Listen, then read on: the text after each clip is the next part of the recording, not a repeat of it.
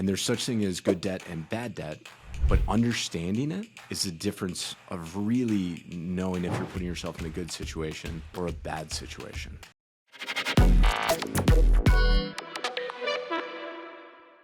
All right, welcome back to another episode of The Wealthy American. Here with my host, as always, is Jim Stryker. What's going on, Jim? Hey, how's it going, Will? How's it going, everybody? It's good over here, man. So another beautiful day in our country. Thank you for joining us here on the journey of wealth education. Disclaimer, nothing you guys are going to hear today is financial advice. Financial advice requires a trained professional that understands your specific circumstance, your goals, and works with you to actually create a plan that will fit both of those. And so today, we've got something that, Jim, I know you're super passionate about, and I'm really excited to go into with everybody, which is we're going to cover really the concept of debt. And I think this is so important because a lot of times when you hear most of the things out there, and I heard this a lot growing up, very poor, right outside of Detroit and all that stuff, which is debt is bad. And there's such thing as good debt and bad debt, but understanding it is the difference of really knowing if you're putting yourself in a good situation or a bad situation. And so, Jim, talk to us a little bit about debt. Yeah, well, this all kind of started, so a little background. About 10 years ago for me, I got asked this question at an event, and somebody said to me, I can't remember who it was. I wish that I could, but I just remember the question because that had a profound impact on me. And the question was, what if what you thought to be true turned out not to be true? Jim, when would you want to know about it? And I'm like, I said, I'd want to know right away. It didn't take me long to get that one. Exactly. Great. So what do you really think you know about what you know? I was like, oh. I said, I don't know. And he said, well, think about this. What do you know the most about? Tell me about that.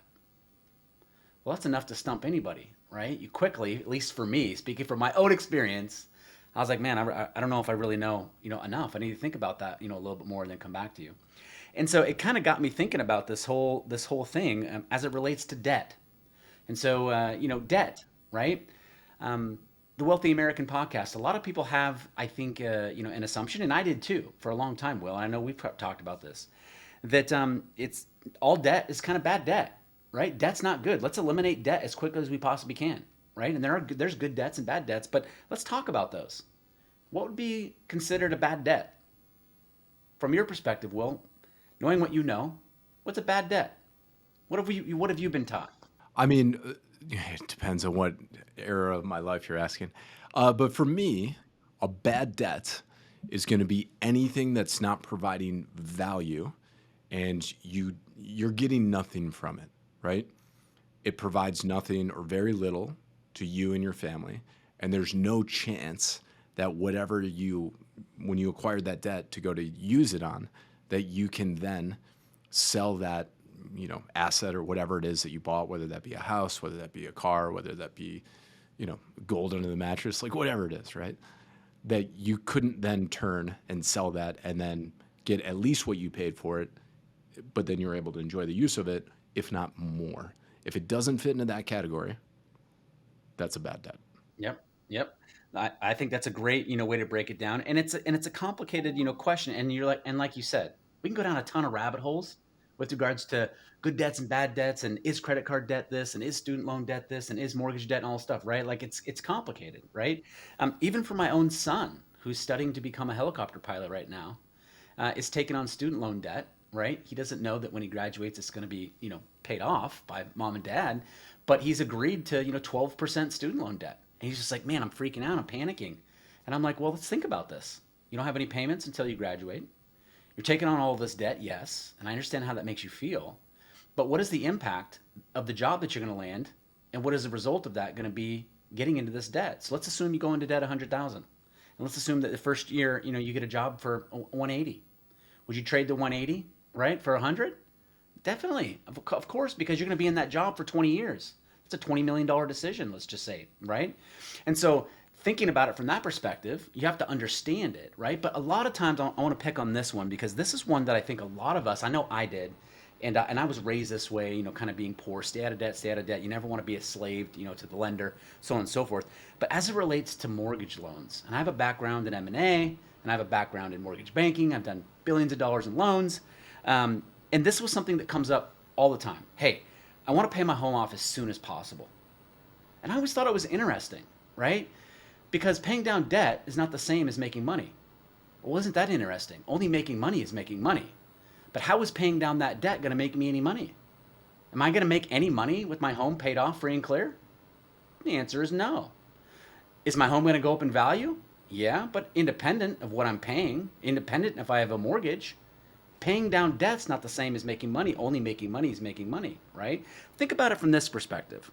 Well, Jim, real quick, I want to go back to something you said that I think is really insightful, and we went past pretty quick.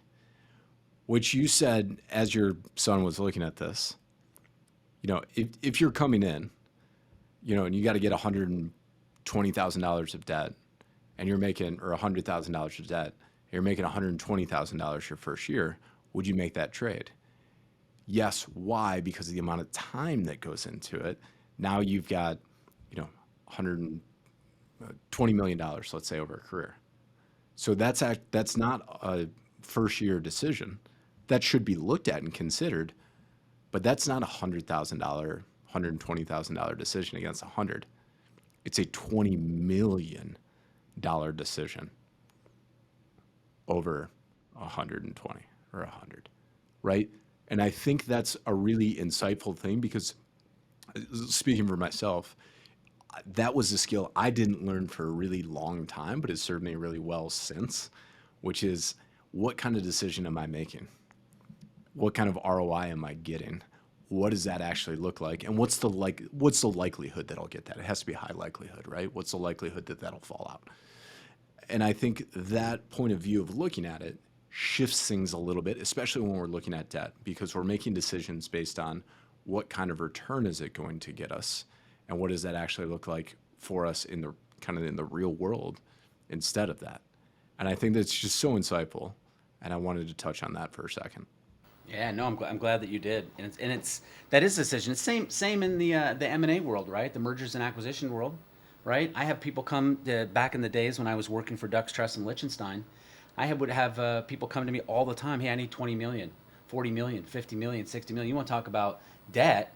Yeah. Well, why? Well, because of the opportunity that's in front of me, right? The opportunity is to develop this product for something I already have sold, or to acquire this company, or to short, whatever the reason is, right? That conversation, to take on debt for some, purpose. I mean, imagine this, Will.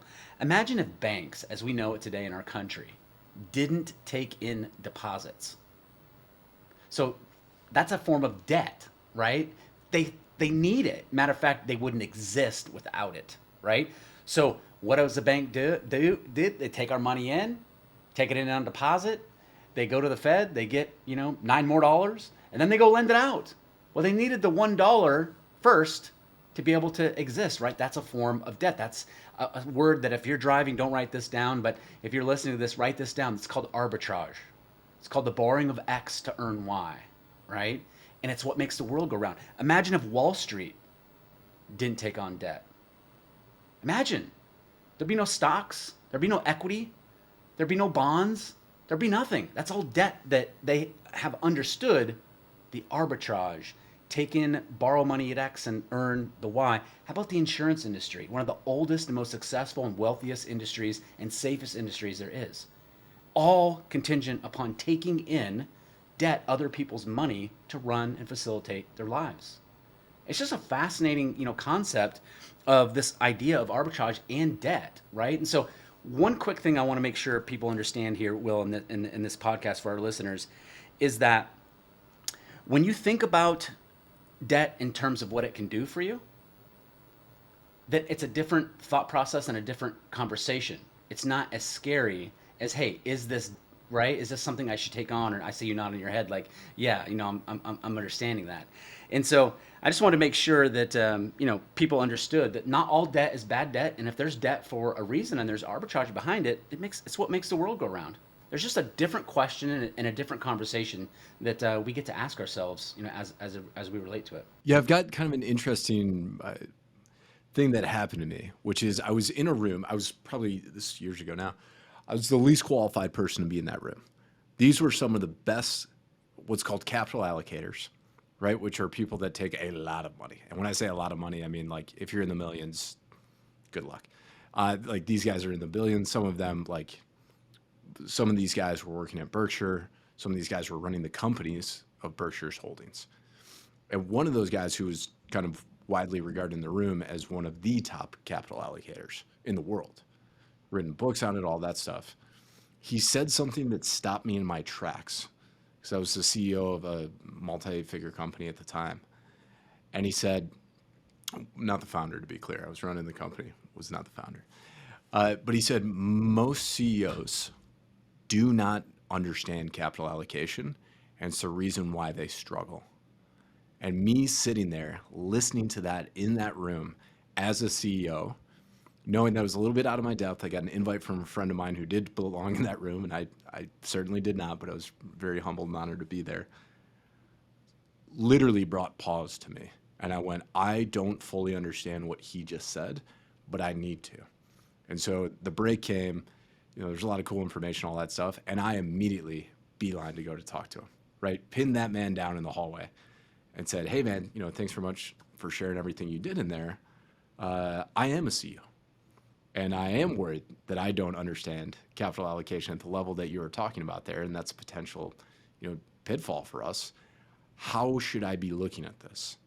And the thing that he told me there shifted forever the way that I looked at business as well as my personal finances, which he goes, there's only so many things you can do.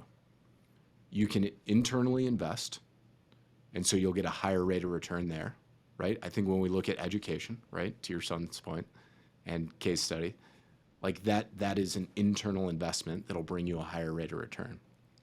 With publicly traded companies, there's some different rules, right? If you can't get a higher return, or you feel the company is moving towards a really good direction, you can buy back stock, right? You can do, that's where you can purchase another company, stuff like that, or you can produce dividends. He goes, but that's it. But he goes, the way that you make those decisions, the framework, nobody actually usually looks at this.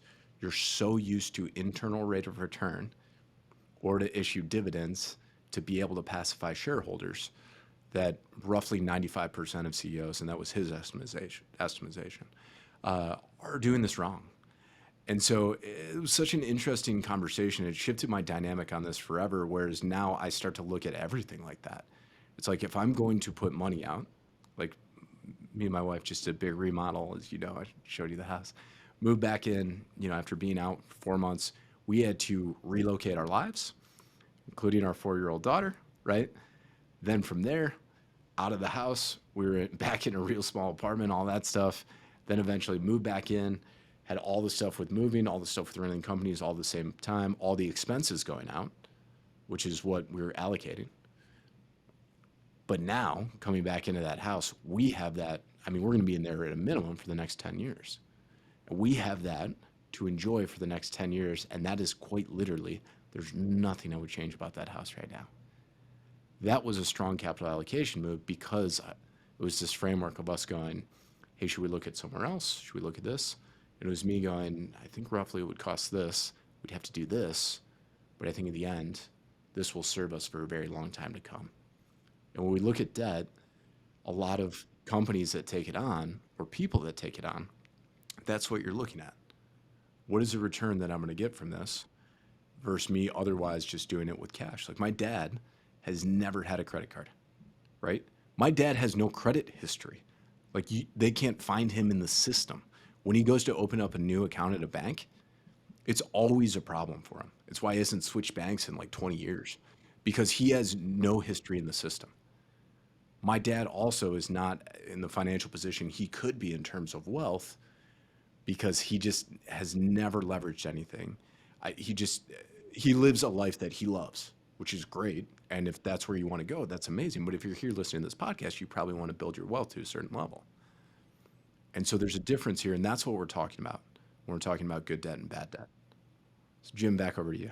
Yeah, just to wrap this up, I think of debt from my own personal perspective. And guys, take what you want, leave the rest, as always, with what we cover here in the podcast. But debt to me, equals opportunity cost. So before I take on a big debt, I'm always running that through my filter of safety, liquidity, rate of return, but I'm also looking at the opportunity cost of not taking on the debt. What happens if I don't do this? Hey, I wanted to buy this $2 million lake house. I don't want to take 2 million out of my account to do it. Why? Because I'm going to lose the interest that 2 million can earn me. But I could write the check from the account and have no payment. What am I earning on my 2 million? Nothing. Oh, but what about the $2 million house? Well, that's going to go up no matter what anyway. Hopefully. Let's just say it stays the same. Who knows? But 2 million I lose, right? So what would be the cost to me to write the check for the house? Well, it'd be significant, right? Think about that at a 9 or 10% tax-free rate of return. It's monumental. But I was telling my son the same thing. Just going back to that. What is the cost of you not doing this? Well, I don't get to go to school. Oh, well, what's that cost? Well, that's what I want to do with my life. Oh, so does taking on debt feel different now, or why don't you just not do it, right? Wonderful opportunity. Think about opportunity cost. So when you think about opportunity cost, you have the ability to either earn interest on money that would otherwise be going to debt, or you have the opportunity to have no debt, right? So like what you were talking about with your father, right? The amount of lost opportunity that he has just in terms of building wealth and being wealthy, because he made the decisions not to take on debt, is probably in the millions.